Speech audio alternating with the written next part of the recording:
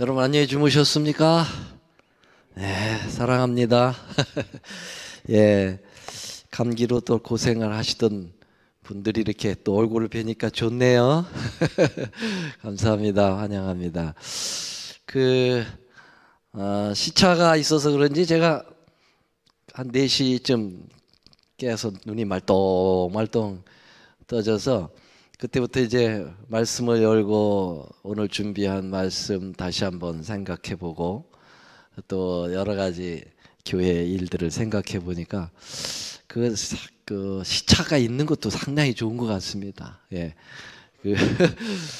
아주 조용한 시간에 아무도 깨어 있지 않은 시간에 하나님과 이렇게 교통하는 시간이 굉장히 아름다운 것 같아요.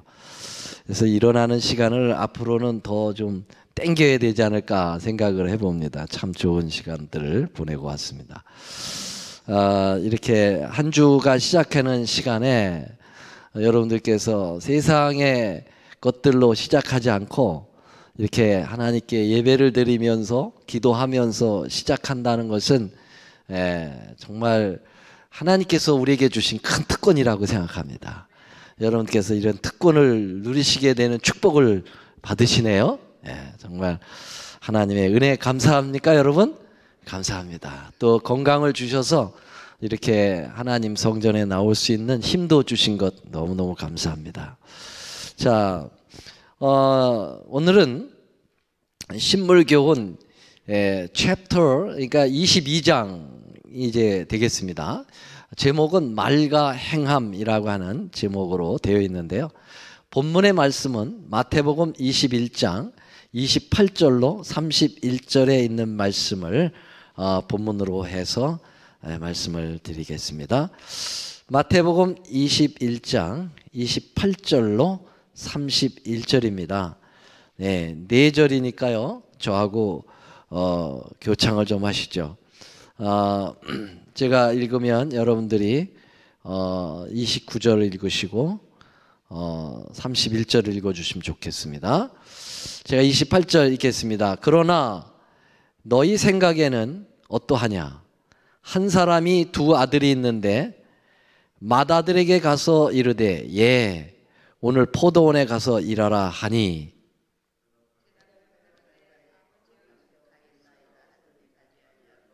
둘째 아들에게 가서 또 이같이 말하니 대답하여 가로되 실소이다 하더니 그 후에 뉘우치고 갔으니 그 둘 중에 누가 아비의 뜻대로 하였느뇨? 가로되 둘째 아들이니이다. 예수께서 저에게 이르시되 내가 진실로 너에게로니 세리들과 창기들이 너희보다 먼저 하나님 나라에 들어가리라. 이 비유는 두 아들에 관한 비유인데 맏아들이 하나님의 마음에 들겠어요? 아니면 둘째 아들이 마음에 들겠어요? 맏아들은 어떻게 했다고 그랬습니까? 가겠습니다. 그렇게 얘기해 놓고 실상은 갔어요? 안 갔어요? 말만 했어요. 그리고는 안 갔습니다. 근데 둘째 아들은 실소이다. 포도원에 가서 일하기 싫어요. 이렇게 뻗띵겼죠. 그러나 나중에 뉘우치고 갔습니다. 그래서 하나님 마음에는 누가 마음에 들겠습니까? 처음에는 이제 둘째 아들 마음에 안 들었지만 나중에는 둘째 아들이 이제 마음에 들었습니다. 그래서 이 비유를 통해서 우리에게 주시는 교훈이 뭔가에 대한 것 이제 우리가 좀 살펴보겠습니다. 어떤 사람이 밤에 꿈을 꿨는데 그 천국에 간 꿈을 꾼 거예요. 천국에 갔는데 천국에 그 많은 것들이 있지만은 그 사람의 입만 와 있더래요. 입만 와서 따다다다다다닥 거리더라는 거예요. 그러니까는 뭘 의미합니까? 말로만 천국을 늘 이렇게 말했지 실제적인 그들의 삶은 온전하게 이루어지지 않았다고 하는 것을 이제 비유로 들어서 얘기한 것이죠. 혹시 우리는 말로만은 천국에 갈 만한 자격이 있는지, 아니면 우리의 삶 전체가 천국에 갈 수 있는 그러한 제대로 된 순종적 삶을 살고 있는지 생각을 해보게 하는 이야기들입니다. 말만 잘하는 그리스도인이 많다는 얘기죠. 말만 잘하는 그리스도인. 가난한 자에게 얼마나 힘이 드냐고 그런 말은 잘할 수 있죠. 그렇죠? 네. 참 가슴이 아프다고, 얼마나 힘드냐고, 가난한 자든지 마음 상처당한 자든지 뭐 이렇게 말로만 위로하는 것도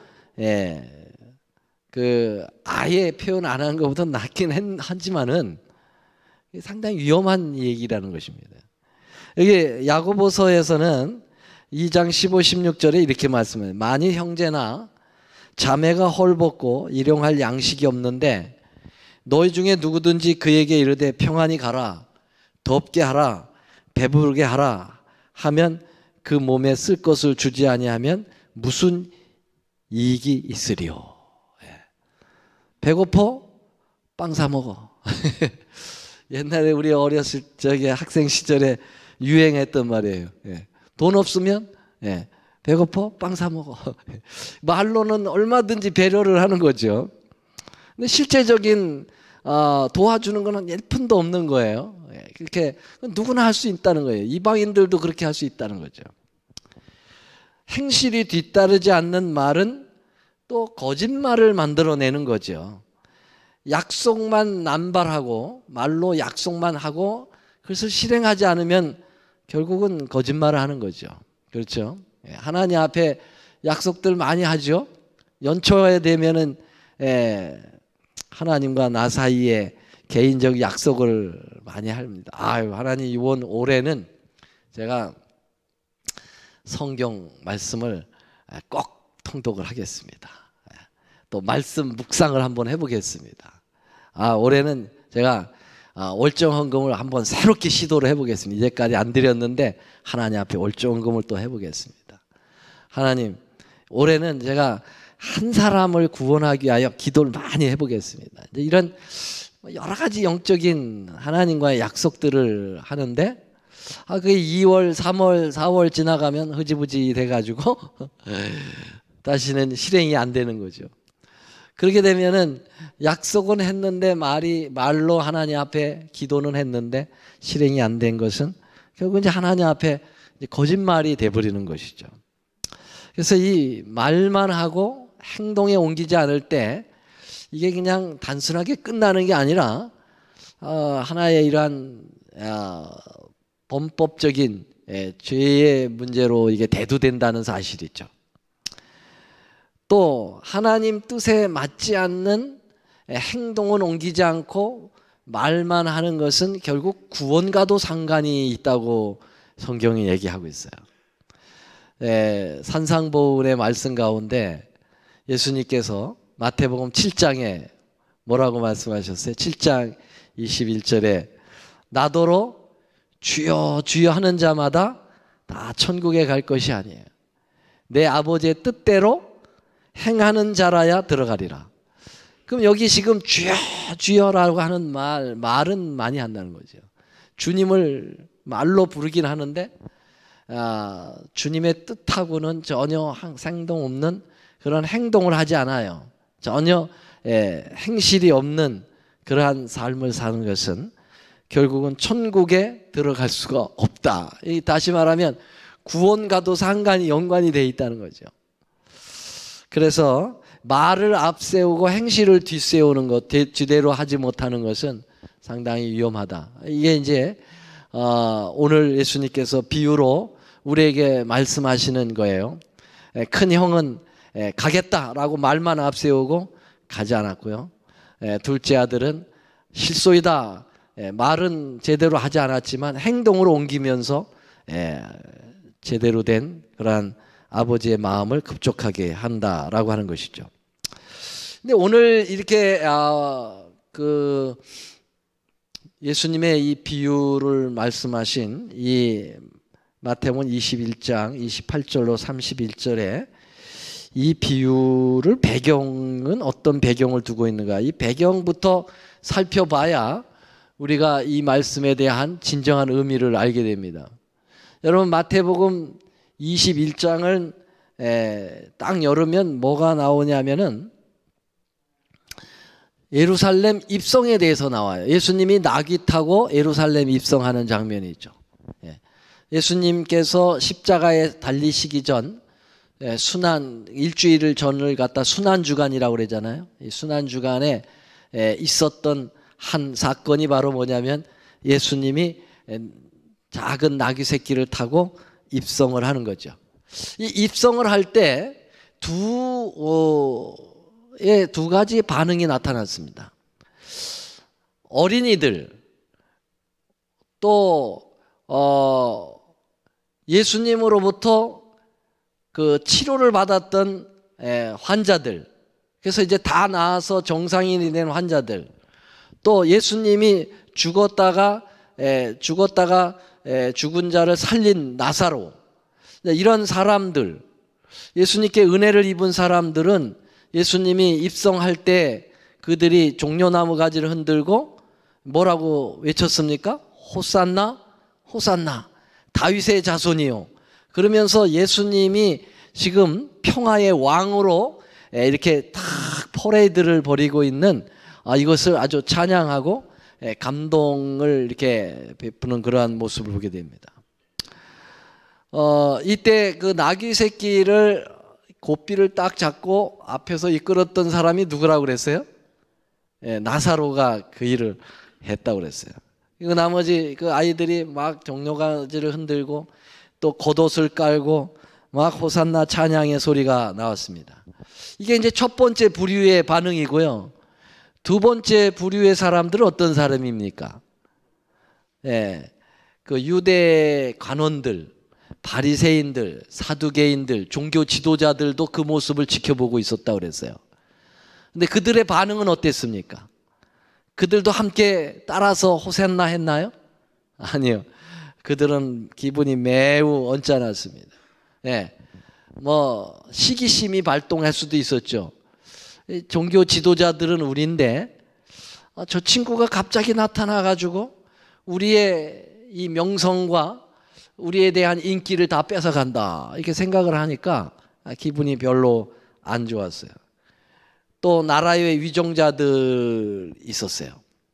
이 정치하는 사람들은 바싹 긴장을 했습니다. 도대체 이 퍼레이드는 뭐냐 이거예요. 이 행진은 뭐냐 이거죠.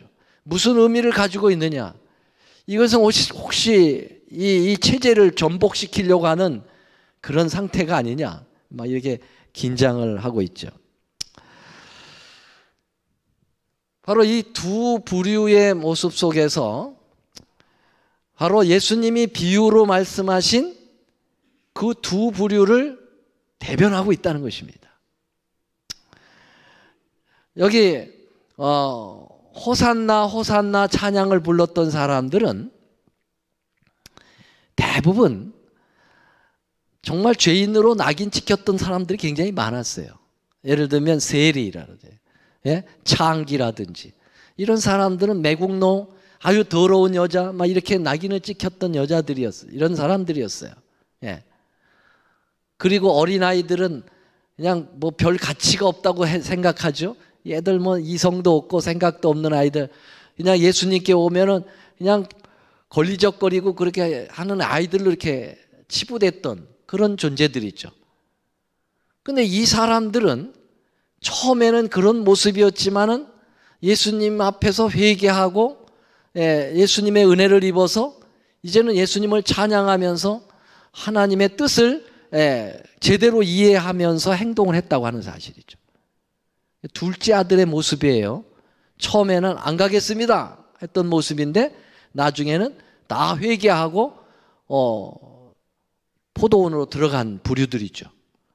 그런데 여기 지금 예수님의 그 퍼레이드에 아주 기분 나쁜 표정을 짓고 긴장하고 정말 별로 환영도 하지 않고 오히려 아주 이렇게 째려보는 눈으로 가지고 지켜보고 있는 이 유대 지도자들은 그 예수님의 비유 가운데 그 맏형하고 비슷하잖아요.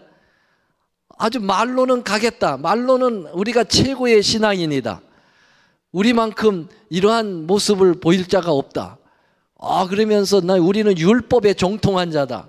예, 우리는 오래전부터 이 유대인 중에 유대인이요, 이 혈통적으로도 굉장한 대단한 부류다. 이렇게. 그래서 첫째 맏형과 같은 모습인데 결국은 예수님을 따르지 않는 포도원에 들어가지 않아요. 이런 모습을 예수님이 보시고 바로 이 비유를 말씀하셨다는 거죠. 이해가 되시겠어요? 예. 그래서 이 배경을부터 여러분들이 아셔야 돼요. 그 다음에 두 번째 나타나는 사건이 뭐였냐면 마태복음 21장을 열으면 첫 번째는 예루살렘 입성에 대한 그 사건이 나오고요. 두 번째로는 바로 예수님이 성전을 청결하게 하시는 그 모습이 나타납니다. 12절부터 보면 예수께서 성전에 들어가사 성전 안에서 매매하는 모든 자를 내어 쫓으시며 돈 바꾸는 자들과 상과 비둘기 파는 자들 의자를 둘러 엎으시고, 여러분들이 잘 아시는 겁니다. 여기에도 예수님께서 어떻게 하셨습니까? 책찍을 가지고 휘두르시면서 그들을 내어 보내시죠. 내쫓으시죠. 자, 예수님의 이 성전 청결 사건 속에서도 두 가지 반응이 있었습니다. 첫 번째 부류들은 어떤 부류였냐면 어린아이들, 또 이렇게 핸디캡 가진 사람들, 불쌍한 사람들은 성전에 그대로 남았다고 그랬어요. 성전에 남아서 예수님의 말씀을 듣고 예수님을 찬양하는 일을 했어요. 그런데 두 번째 부류들은 또 어떤 부류들입니까? 도망가는 사람들이에요. 이 사람들 종교 지도자들이었어요. 제사장들, 서기관들, 바리새인들이 사실은 거기에 연륜이 돼 있거든요. 우리가 잘 아는 대로 그 양과 염소를 이렇게 팔고 사는 일에 연루가 돼 있습니다. 왜 그렇습니까? 예, 이 제사장들이 돈 벌기 위해서 하나님께 제물들을 백성들이 가지고 오면은 괜한 트집을 잡아가지고 이 양은 여기에 흠이 있다고, 여기에 점이 있다고 그러면서 통과를 안 시켜주는 거예요. 그러면 어떻게 됩니까? 이 제물을 드리는 이 제사를 하러 온 백성들은 뭐 이거 예루살렘에서만 온 게 아니잖아요. 저 예수님이 살고 계시던 나사렛에서도 올라오고 갈릴리 지역에서 오고 뭐 여러 지역에서 왔을 거 아니에요. 3일 길, 4일 길 걸어서 온 사람들인데 어떻게 그 양을 또 집에 가서 다시 가져오느냐 이거죠. 그러면은 어떡합니까? 양은 퇴짜 받았고 제사는 드려야 되고, 그러니까 어쩔 수 없어서 거기 현지 상인들에게 사야 되는 거죠. 현지 상인들은 바로 그 성전 방마당에다가 딱 그거를 차려놨어요. 그 사람들은 다 누구의 허락을 받은 사람들이에요. 제사장들에 다 짜고 하는 거예요. 짜고 하는 거예요. 짜고. 그래서 가급적이면 상인들이 웃돈을 줘서 제사장에게 돈을 줍니다. 가급적이면 퇴짜를 시키세요. 퇴짜를 시켜. 많이 퇴짜를 시킬수록 자기 양을 팔아먹는 거죠. 야, 이런 아주 영적으로 타락된 모습이 그 당시에 예루살렘 거룩한 성전에서 있었다는 얘기입니다. 네. 그러니까 예수님이 책찍을 들어서 휘두를 때 그들이 양심의 가책을 받아가지고 도망가지 않을 수가 없죠. 그래서 뭐 장사꾼들만 도망간 게 아니라 그 제사장들 다 도망가죠. 도망가는데. 여러분, 그러면 이 두 부류의 반응이 무엇을 의미하느냐 이거죠. 예수님의 비유하고 딱 거기도 적용이 되는 거예요. 여기 어린아이들 또 이 불쌍한 사람들은 어떤 사람이 저기와 똑같아요. 둘째 아들하고 똑같아요. 그렇죠? 처음엔 안 가겠다고 뻗띵긴 그런 존재들과 같아요. 그러나 나중에는 다 예수님을 환영하고 찬양하는, 그래서 포도원에 들어가는 모습들이죠. 근데 처음에는 아주 제사장으로서 근엄하게 모든 제사를 진행한다고 우리야말로 하나님의 봉사자들이라고 단언하면서 우리는 포도원에서 일하는 자들이라고 그렇게 장담하는 부류들이죠. 그러나 나중에는 다 도망가 버리잖아요. 그렇죠? 그래서 이 두 가지의 사건이 예수님의 이 비유를 끌어냈다, 그렇게 볼 수가 있는 것입니다. 자, 여러분, 우리 예수님은 어떤 분이십니까? 예수님은 말씀하시고 그 말씀을 그대로 실행하신 분, 여러분 믿으십니까? 여러분, 구약 성경에 얼마나 많은 말씀을 하셨습니까? 그것은 메시아에 대한 예언의 말씀이 주류를 이루고 있습니다. 그렇죠? 그 예수님이 앞으로 메시아가 어떻게 오실 것이고 그분이 어떤 일을 하실 것이고 이거에 대해서 쭉 말씀하셨어요. 근데 말씀만 하셨습니까? 아니면 실행에 옮기셨습니까? 예수님은 말씀하시고 그 말씀을 철저하게 실천해 오셨습니다. 그렇죠? 심지어는 예수님이 이제 그 말씀대로 곧 돌아가시게 되는 사건이 생기게 되는 거죠. 바로 그 직전 앞에서 예수님은 그대로 이 약 4,000년의 역사 속에서 구약 성경을 통해서 말씀하신 그 부분이 얼마나 철저하게 당신 자신으로서 성취되고 이루어져 왔는지를 백성들에게 철저하게 보여주셨던 것이죠.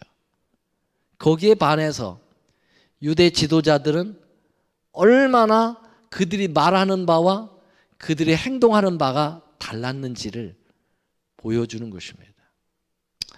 그래서 예수님이 이렇게 성전에 그 청결을 하고 난 다음에 이 사람들이, 어제도 제가 설교를 말씀드렸습니다마는 도망가다가 생각을 했다고 그랬죠. 이들이 막 도망가다가 예수님이 이제 그 책찍을 들고 내 아버지 집을 장사하는 집으로 만들지 말라라고 소리를 치실 때, 그때 그 시대의 소망에 보면은 또 여기 그 실물교훈을 읽어보니까요, 예수님의 신성이 이 안에서 번쩍였다고 그랬어요. 그러니까는 뭐 어떤 시장 잡배가 소리를 지르는 그런 소리가 아니었어요. 예수님의 그 음성은 거대한 하나님의 그 우렁찬 물소리와 같은 그러한 지엄한 말씀이었어요. 왜냐하면 신성으로 말씀하는 거기 때문에. 그렇기 때문에 죄인들은 거기서 감당할 수가 없어요. 그 소리에 자지러질 듯한 그러한 그 하나님의 영광의 소리거든요. 그러니까 도망을 안 갈 수가 없어요. 다 도망을 가는 것입니다. 도망가는데 그들이 가다가 이제 하나님의 신성으로부터 거리가 멀어지니까 그때 제정신이 돌아오는 거예요. 제정신이 돌아와서 우리가 왜 도망가지? 이제 이렇게 되는 거죠. 도망갈 이유가 없는데 자기 죄를 깨닫지도 못하는 존재들이니까요. 그래서 다시 돌아와 가지고 예수님 앞에 따지러 오지 않습니까? 예수님께 따지러 와서 한 말이 뭐냐면은요, 네가 어떤 권세로 이렇게 우리에게 행하느냐. 이게 이제 21장 23절에 나옵니다.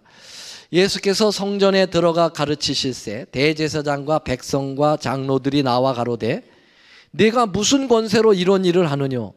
누가 이 권세를 주었느뇨? 네가 예루살렘을 입성하는 것은 무슨 권세로 입성을 하고 있고, 네가 무슨 권세로 책찍을 휘두르면서 이 하나님의 성전에서 우리를 내쫓았느냐? 그렇게 질문을 던진 거예요. 이때 예수님께서 나도 한 말을 너에게 물으리니 너희가 대답하면 나도 무슨 권세로 이런 일을 하는지를 이르리라. 요한의 침례가 어디서 왔느냐? 하늘로서 오냐 아니면 사람에게서 오냐? 이렇게 물었어요. 예수님은 이 백성들과 대화를 나눌 때 자주 하시는 방법이 뭐냐면 질문법입니다. 질문을 받으시면 대답을 하지 않으시고 다시 질문을 던지시면서 그들의 질문이 얼마나 모순된 거를 밝혀주는 거예요. 그래서 예수님이 이렇게 다시 반어적 질문을 합니다. 요한의 침례가 하늘로부터냐 사람에게부터냐. 그랬더니 이 사람들이 침례 요한을 가만히 생각해 보니까 이래도 저래도 대답하기가 어려워요. 만일 사람에게서부터 하늘로부터 왔다라고 하면은 왜 저를 믿지 않았느냐, 왜 침례 요한을 거절했느냐 이렇게 말할 것이고, 사람에게서로다 이렇게 얘기하면은 침례 요한이 원래 훌륭한 선지자이기 때문에 백성들의 인기가 아주 하늘을 찌를 듯한 그러한 인기를 가지고 있기 때문에 돌에 맞을 확률이 있다고 생각했어요. 그래서 이렇게 말하지도 못하고 저렇게 말하지도 못하면서 뭐라고 그랬어요? 우리가 알지 못하겠다 이렇게 궁색한 말을 했어요. 그때 예수님이 그럼 나도 너에게 이르지 않겠다. 이제 이렇게 그들하고 대화를 나누면서 침례 요한의 그 기별과 나 메시아가 얼마나 합당하게 일을 했는지 보여주는 거예요. 말과 행실이 같았다는 것을 보여주는 거예요. 그런데 너희들은 말과 행동이 얼마나 안 맞는지를 보여주는 거예요. 그래서 너희들이 그토록 종교 지도자하고 하나님의 말씀에 귀를 기울였다면 왜 메시아인 나를 발견하지 못하느냐. 말과 행실이 다르다 이거예요. 너희들은 말로만 율법을 지키고 하나님의 말씀을 사랑하고 하나님을 사랑한다고 했지, 실제적으로는 하나님이 보낸 하나님의 아들을 몰라보니까 너희들은 말과 행실이 같지 않다라고 하는 것을 이야기하고 있는 것입니다. 그래서 이들의 입을 딱 막아버린 예수님의 그 비유는 위대한 비유인 것입니다. 이것은 유대 지도자들, 정말 하나님의 참 백성이라고 생각하고 하나님의 참 지도자라고 생각하는 그러한 사람들에게만 해당되는 비유가 아닙니다.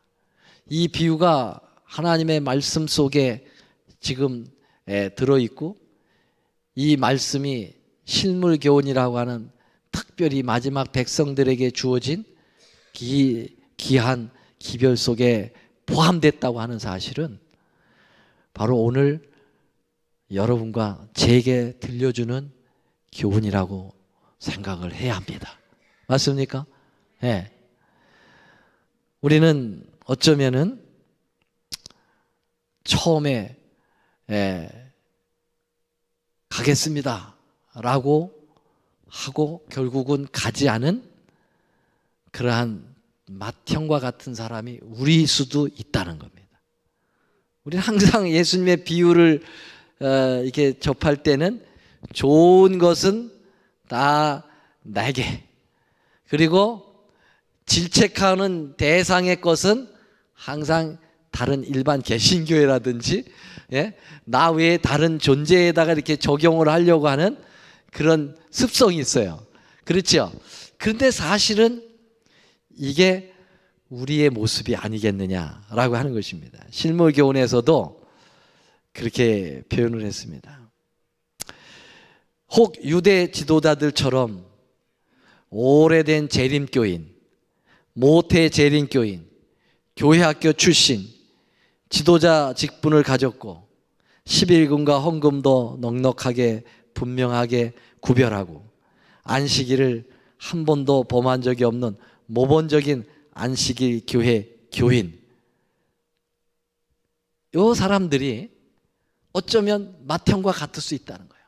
겉으로는 잘하는 것처럼 말로 다 보여지는데 그 허울을 한꺼풀만 벗겨내면 그 안에 이기심과 탐심과 정욕적인 명과 명예욕과 재물욕심과 자존심이 가득 살아있는, 그래서 주의 포도원에 안 들어가려고 하는 그러한 상태의 사람인지 모르겠다 하는 것입니다.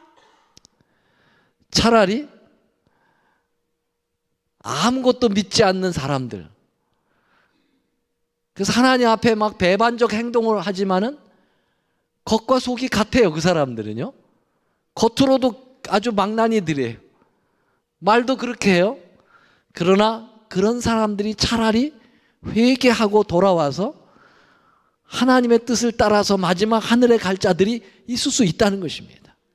그래서 예수님이 뭐라고 그랬냐면 지도자들에게 맹렬하게 비판하기를 너희들보다도 누구요? 세리와 창기들의 의가 더 낫다, 그렇게 표현을 했어요. 그래서 우리가 이 재림교인으로서 안과 같이 똑같으면 최상입니다. 그렇죠? 예, 최상이에요. 그러나 겉으로만 재림교인이요, 겉으로만 진리를 가졌다고 얘기하고, 그러나 말로만 뻔드르게 얘기하고, 세상으로 향하여 우리는 정말 참된 하나님의 남은 교회라고 말로만 하고 행실은 완전히 정반대의 행실을 하고 그 본질은 썩어 있다면 차라리 어떤 자들이 낫다는 겁니까? 네, 아예 안 믿는 불신자들이 훨씬 다 낫다는 거예요. 기회가 있다는 거예요, 그 사람들에게는. 그래서 라오디게아 교회에 보내는 권면 가운데 뭐라고 얘기했어요? 차든지 덮든지 하라는 거예요. 덮든지라는 말은 하나님의 말씀을 가지고 정말 안과 같이 안팎이 같게 정열적으로 주님의 남은 백성이 되든지, 아니면 아예 아무것도 믿지 아니하는 차가운 그것이 더 낫다. 그렇다고 지금 가진 신앙을 포기하라는 게 아니고, 뭘 의미합니까? 가진 신앙 안에 안팎이 같도록 우리가 함께 기도하면서 그렇게 나아가자라고 하는 것을 표현하고 있는 것입니다. 아멘입니까? 네. 이것이 오늘 말과 행실이라고 하는 실물교훈 22장 말씀이고, 마태복음 21장에 나오는 귀한 예수님의 비유의 말씀입니다. 오늘도 승리하시는 여러분의 삶이 되시고 안과 밖이 말과 행실이 동일한 우리 모두가 되시기를 간절히 소망하면서 말씀을 드리겠습니다. 사랑과 은혜가 충만하신 우리 아버지, 오늘 이 새벽에 우리 하나님께서 저희들에게 아주 특별한 말씀을 주셨습니다. 말만 많이 하고 순종이 뒤따르지 않는 그러한 이중적이고 가식적인 삶이 얼마나 위험한 것인가를 말씀해 주셨습니다. 우리 예수님께서 우리에게 참된 모본을 보여주셨습니다.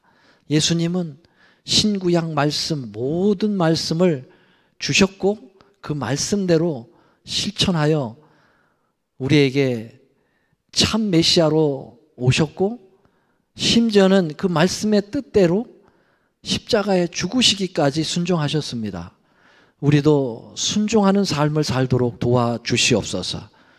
우리의 힘이 연약해서 그렇게 할 수 없을 때 주의 성령께서 우리를 감동시키셔서 우리가 순종하는 삶, 이중적 삶을 살지 않도록 도와주시옵소서. 이제 한 주 또 시작합니다. 이 한 주의 삶이 그렇게 깨끗하고 정결한 삶으로 인도되도록 도와주시옵소서. 주의 크신 은혜와 사랑에 감사하며 저희들이 이제 개인 기도로 들어갈 때 우리와 함께하여 주셔서 우리의 이 간절한 소망과 기도를 응답하시사 살아있는 신앙생활을 할 수 있도록 도와주셨기를 우리 구주 예수님의 이름으로 간절히 기도드리옵나이다. 아멘.